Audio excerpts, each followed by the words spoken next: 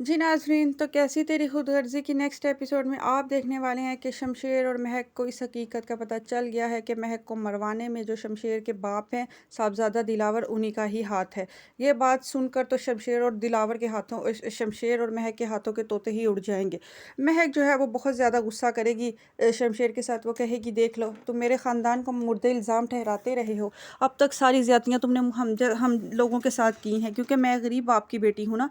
तो अब अपने बाप के करतूतों को देखो, जो तुम्हारा बाप ज़मीन के ऊपर खुदा बना बैठा है। वो लोगों की ज़िंदगी और मौत के भी फ़ैसले करना चाहता है। उसने तो मुझे मारना चाहा, मगर मारने वाले से बचाने वाला बड़ा होता है, तो मैं बच गई। मगर शमशेर कहता है कि वो किसी मुलाजिम की बात का यूँ एतबार नहीं कर सकता। तो मैं गुस्से में चीखती है, कहती है, ठीक है, अपनी माँ की बात का तो करोगे ना, तुम्हारी माँ भी इस बारे में ज़रूर जानती होगी। जाओ जाकर अपनी माँ से सच उगलवाओ। शमशेर गुस्से में फिनकारता हुआ अपनी माँ के पास जाएगा और कहेगा कि मुझे सच बताइए, मैं सिर्फ सच सुनना चाहता हूँ कि क्या वाक़ई महक को मारने में बाबा साईं का किरदार है। उसकी माँ पहले तो नहीं मानेगी, वो मुकर जाएगी, क्योंकि वो जानती है कि अगर शमशेर को ये बात पता चली तो वो बहुत ही ज़्यादा गज़बनाक हो जाएगा। वो अपने बाप के धुबतू जाकर खड़ा हो जाएगा।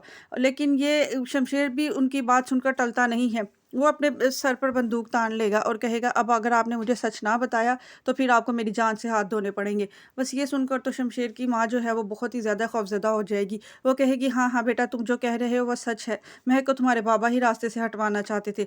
बस ये सुनकर तो वो आपे से बाहर ही हो जाएगा। वो बाबा साईं के दूबदू जाकर खड़ा होगा और पूछेगा कि आप मुझसे मेरी ज़िंदगी की खुशियाँ छीनना चाहते थे? आपको ये सब करके क्या मिल जाना था? आपने महक को मरवाना चाहा। मैं हमेशा समझता रहा कि महक के घर वालों ने ये ड्रामा रचाया है महक की मौत का, लेकिन मैं तो ये जान ही नहीं पाया इस सब के पीछे आप हैं। ये वो आप थे जिन्होंने मुझे मौत के मुँह तक पहुँचा दिया और मुझसे मेरी महक को जुदा करने की कोशिश की।